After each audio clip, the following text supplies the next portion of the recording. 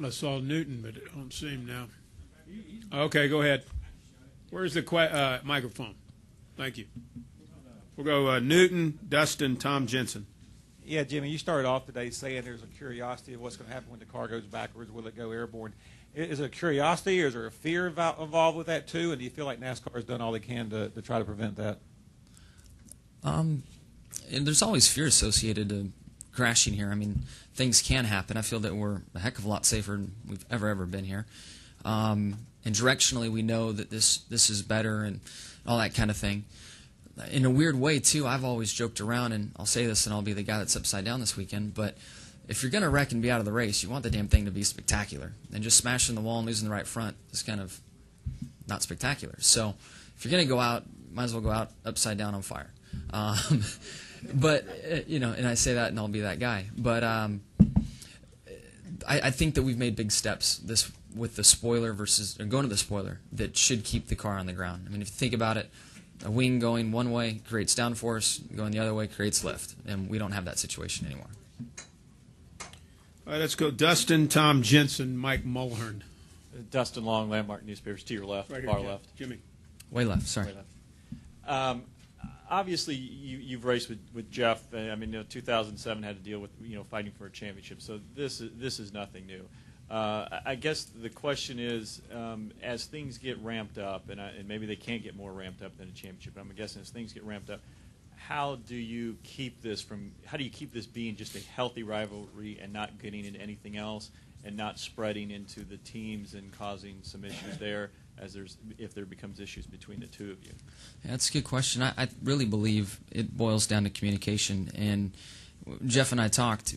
I quickly realized that there's two sides to every story.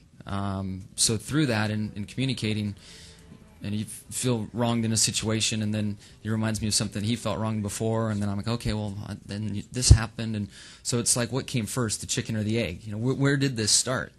And at the end of the day, it really boils down to when something irritates you, you need to go say something about it. You need to communicate in order to preserve the team, the company, the big picture of things. So, it was good that we had our conversations, and I think it shows us that we need to continue to communicate as time goes on. But it's still good to express yourself in that way on the track. I mean, that anybody does that. Yeah. I mean, you have to stand up for yourself, regardless of the situation. There becomes a point that if you don't stand up for yourself, people are just going to continue to push you around, teammate or not. Not just speaking to our particular situation. I think there's been a lot of conversation with Joey Logano, and where is that point for him? So it doesn't matter who you are or what you are. It's kind of the society on the racetrack. You've just at some point got to stand your ground and say, that's enough. Two more questions. Tom Jensen, Mike Mulhern. Hi, Jimmy. Tom Jensen, SpeedTV.com. Whole different subject matter. In a couple weeks, we've got the All-Star race coming up. You've won it a couple of times. Can you talk a little bit about what winning the All-Star race at Charlotte Motor Speedway has meant for your career, where it ranks with some of the other races, and just sort of the atmosphere and how much fun it is?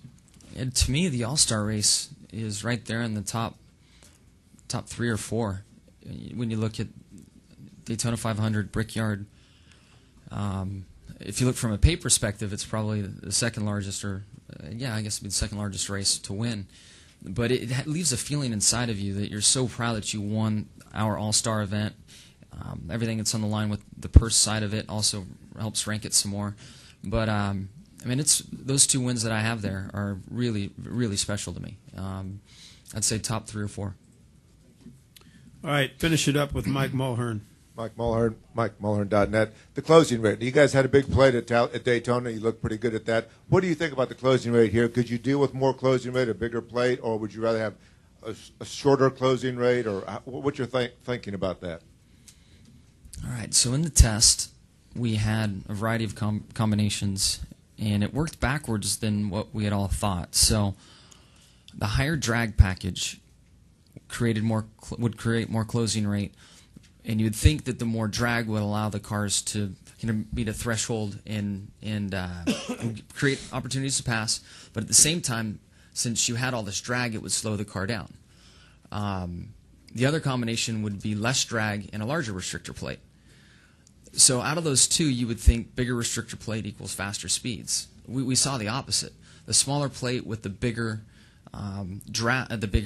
spoiler allowed the cars behind, I guess, to have less air on them because the spoiler was bigger and pushing the air up higher, that the vehicles behind would propel the leader, and we ran really, really fast speeds that way. They put the bigger plate on with the less downforce.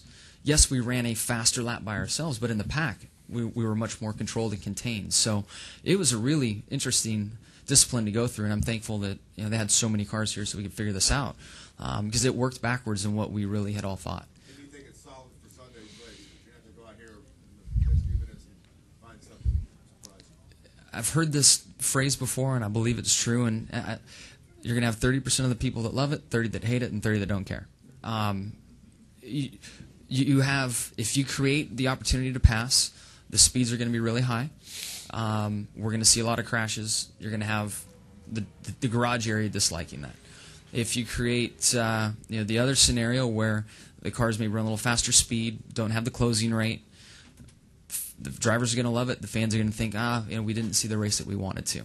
So we're really stuck in a spot here where I feel we have to look and say, what is the safest race that we can put on for the drivers and for the fans?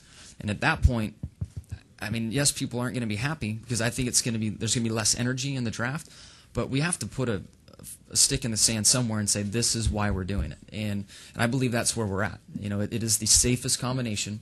We might be criticized from people that want to see more action, but at the end of the day, we've got to keep the cars on the ground. We have to keep the drivers safe and the fans safe. And I think that's where we're at right now. Thank you, Jimmy, and hit them good on Wednesday. Oh, man. If you're at Quail Hollow Golf Club Wednesday, wear a helmet. Shin guards, chest protector, everything. Thanks, Jimmy. Good luck.